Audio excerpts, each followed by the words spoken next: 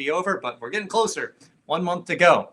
Hey, listen, I wanted to talk to you a little bit about a cool thing. I like some of the technology stuff, and you can see how these things all trickle back into things that we do in the manufacturing technology space. But the folks at DeepMind just came through with a huge breakthrough for a scientific problem that people have been working on for well over half a century. So DeepMind, for those of you that the name is not ringing a bell, they're the folks in the UK that developed a company that was doing some things in the beginning, which were a lot like playing games. And so it made a lot in the news about, being able to beat a human in the game Go, which is just this iterative process. You see them moving around the white, pieces on the board, and, there's just, hundreds of thousands of iterations of possible moves, and how can the computer possibly outthink? And so the DeepMind folks, which, oh, by the way, eventually were bought by Google for a lot of money, they were just actually doing this gaming process, not so much because they were into gaming, and they did the same thing with chess and, with StarCraft 2 and a bunch of other things, where they were just lining up the algorithms that were built into their AI model to learn, the process of learning and iterating over and over again, and then refining the algorithms just to improve that process. And so the breakthrough that they had, which has been, verified by independent scientists that have looked at this and researchers, which is actually going through and taking a look at how to, kind of tease apart the mechanisms that drive disease, taking a look at what happens with proteins. And so it's actually kind of predicting how proteins fold into 3D shapes. And so proteins are the key substructure made up of amino acids, yada, yada, yada, scientific stuff, whatever you kind of get it. My wife's a nutritionist, so I have to listen to this stuff all the time. But I mean, the idea is it's really key to the biological machinery of life. And understanding this concept of what happens with proteins folding into 3D shapes, which can happen into just an enormous variety of possible options. I mean, all of the possible options that these things can be bent up into when you look at all the proteins and the body things we go through. It's a Google, which isn't, our Google friends, GOOGOL cubed. Or put another way, it's basically one with 300 zeros after it. That's how many combinations.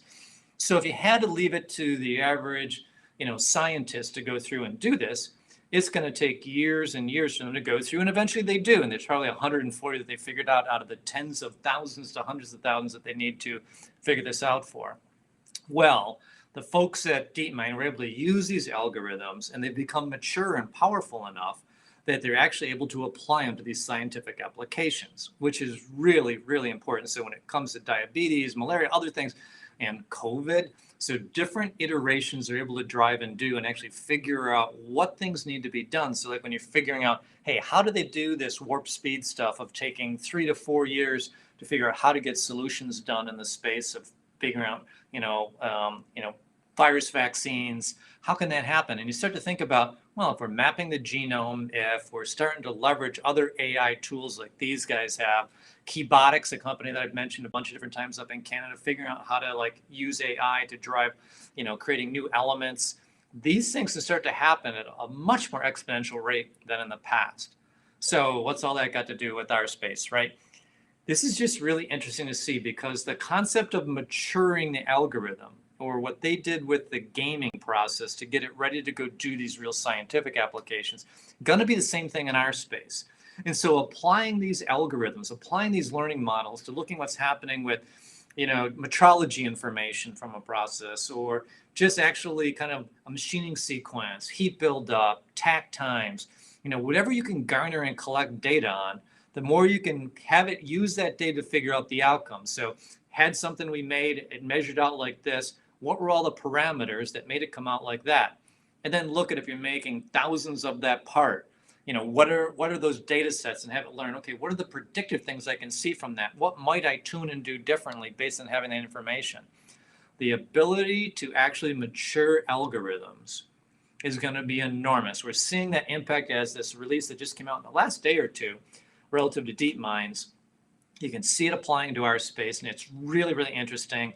And it's really kind of makes you think about how to make sure you get structured data, Make sure you're looking at open, source systems, open, kind of solutions like MT Connect to be sure you've got ways of having commonized data so that you can leverage tools like this when you want to turn those algorithms loose to be able to really figure out how to improve processes and change the dynamics of how we actually create parts, design parts, make systems, and then change the performance of those systems. So anyway, cool things happening. Thought you'd want to know.